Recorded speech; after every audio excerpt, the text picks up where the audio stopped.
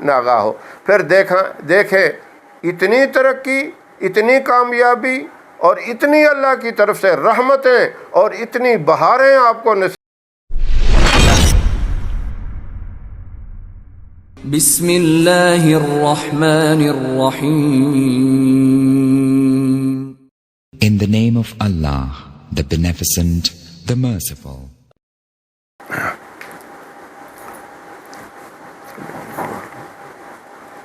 نحمده ونصلي على رسوله الكريم،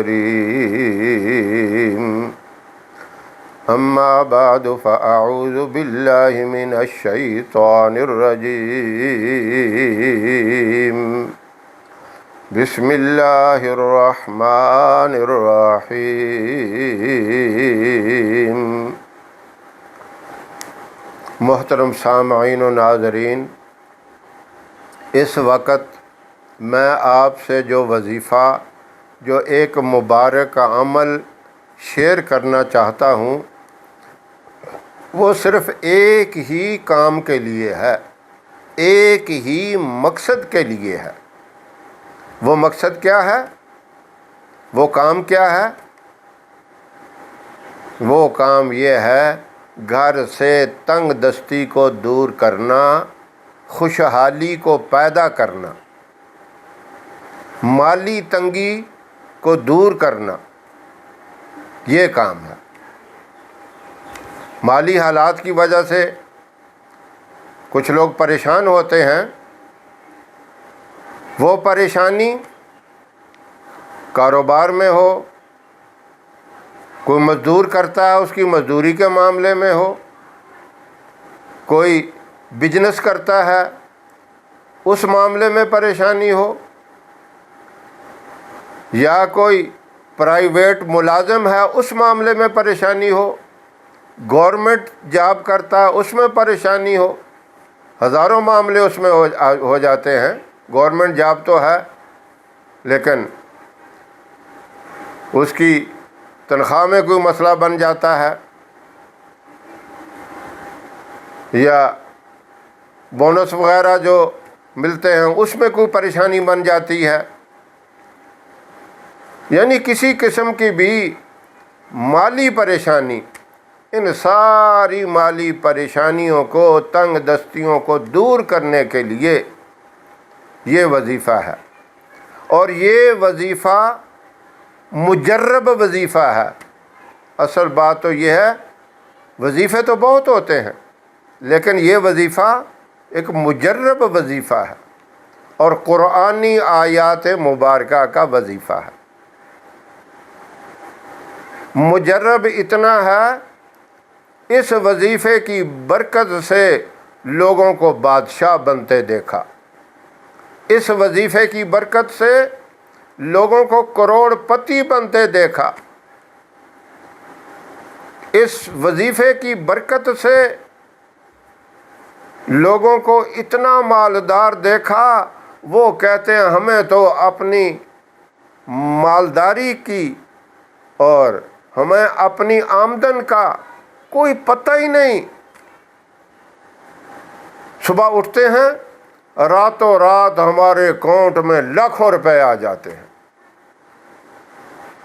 مہینے بعد کی بات نہیں کر رہا، ہفتے بعد کی بات نہیں کر رہا، راتوں رات۔ اور کوئی کہتے ہیں بس اللہ نے تو یوں دے دیا جیسے چھپڑ پھاڑ کے اللہ دے دیتا ہے۔ ایسے ایسے لوگ دیکھے،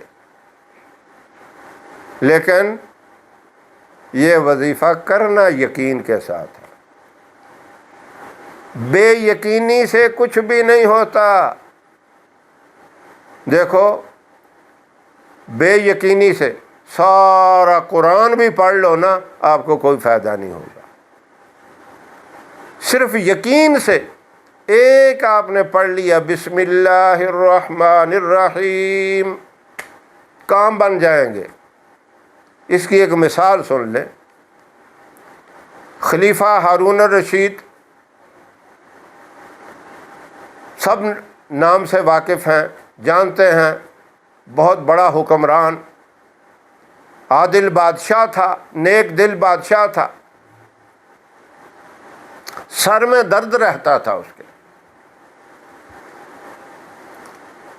جب اس کے سر میں یہ تکلیف ہوئی، وقت کے جو جید عالم تھے، اللہ والے تھے، ان سے کہا کیا آپ کے پاس میری اس تکلیف کا کوئی حل ہے، کوئی اس کا علاج ہے؟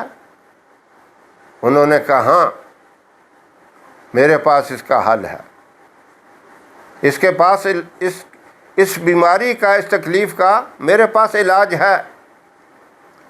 آپ نے ایک تعویذ دے دیا اور کہا اس تعویذ کو آپ جو ٹوپی استعمال کرتے ہیں اس پہ رکھنا۔ اب وہ ٹوپی سر پہ رکھتا، سر میں آرام آ جاتا۔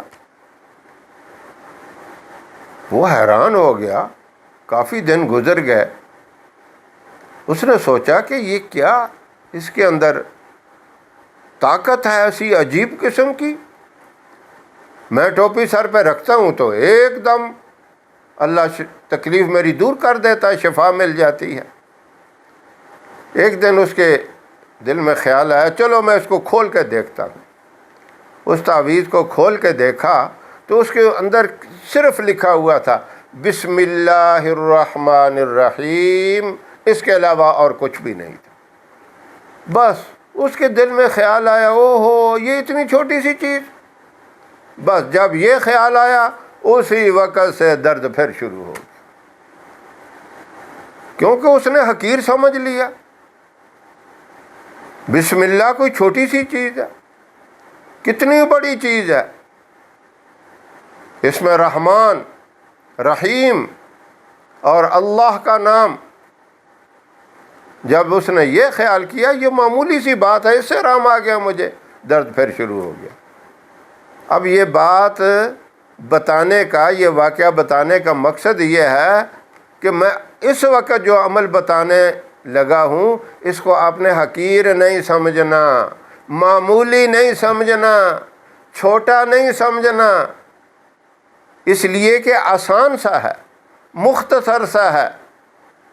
کہیں آپ کے دل میں خیال آ جائے او ہو اس سے کیا ہوگا، بس پھر کوئی فائدہ نہیں ہوگا۔ میں نے اس لیے یہ آپ کو بات بتا دی، پورے یقین کے ساتھ آپ نے یہ عمل کرنا ہے۔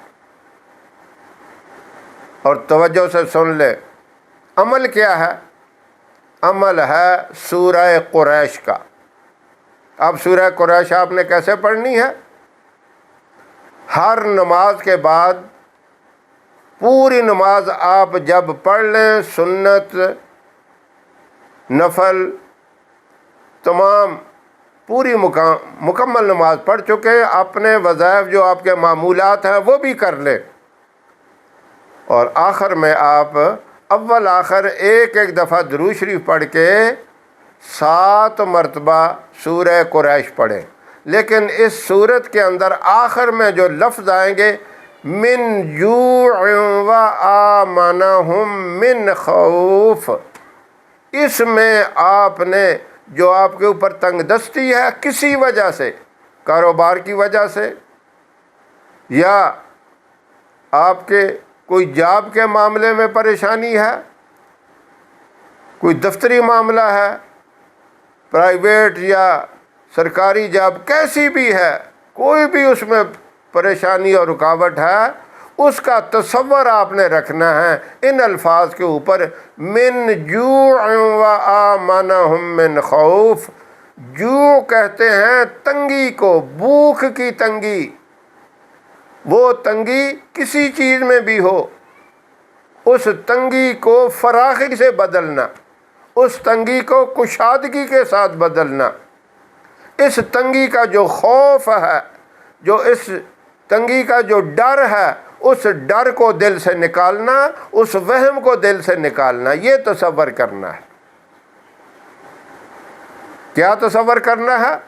اچھی طرح سمجھیں، یہ عمل سب نے کرنا ہے، مرد حضرات بھی اور میری محترم مائیں، بہنیں، بیٹیاں سب کر سکتی ہیں۔ یہ نہیں کہ گھر کا ایک آدمی کرے کہیں سب بری و ذمہ ہو گئے، نہیں، سارے کریں، نماز کی پابندی کریں اور نماز کے بعد یہ عمل کریں۔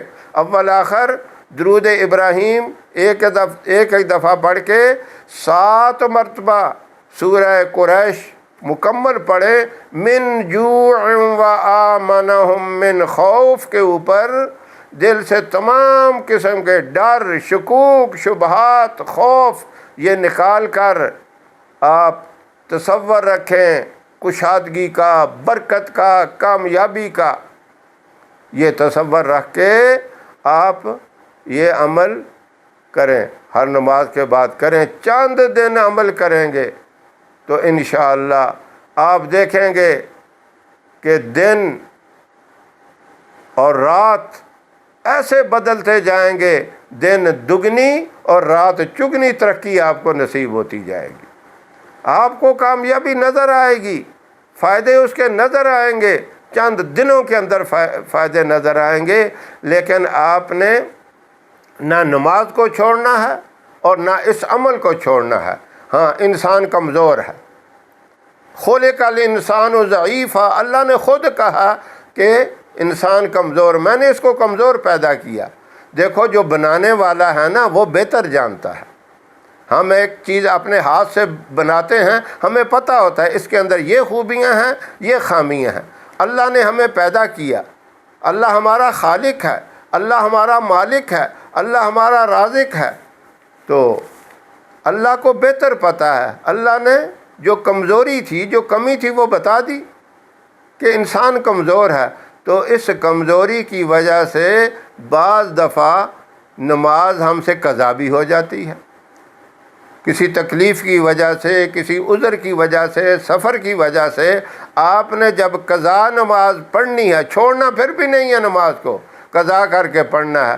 اب قضا میں یہ بات یاد رکھیں، صرف فرض کی قضا ہوتی ہے، سنت نفل کی قضا نہیں ہوتی، اور عشاء کی نماز میں وتر کی بھی ساتھ قضا ہوتی ہے۔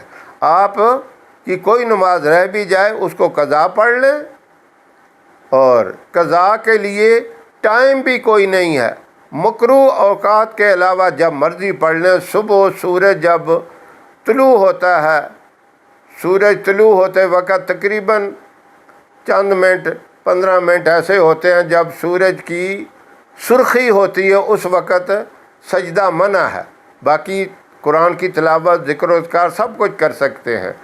اور جب سورج عین سر پہ ہوتا ہے دوپہر کے ٹائم، اس وقت بھی سجدہ منع ہے۔ جب شام کو غروب ہوتا ہے اس وقت بھی منع ہے، بلکہ عصر سے لے کر مغرب تک آپ احتیاط کریں کہ اس ٹائم میں نہ پڑھیں، باقی جس وقت مرضی آپ قضا پڑھ سکتے ہیں، کوئی ٹائم کی شرط نہیں ہے۔ قضا نماز پڑھیں گے اس کے ساتھ یہ وظیفہ بھی کر لینا ہے، تاکہ آپ کا ناغہ نہ ہو، نہ نماز میں ناغہ ہو، نہ اس وظیفے میں ناغہ ہو۔ پھر دیکھیں اتنی ترقی، اتنی کامیابی اور اتنی اللہ کی طرف سے رحمتیں اور اتنی بہاریں آپ کو نصیب ہو جائیں گی کہ آپ حیران ہو جائیں گے۔ اللہ مجھے بھی اور تمام سامعین کو یہ مبارک عمل کرنے کی توفیق عطا فرمائے۔ وآخر دعوانا ان الحمد للہ رب العالمین۔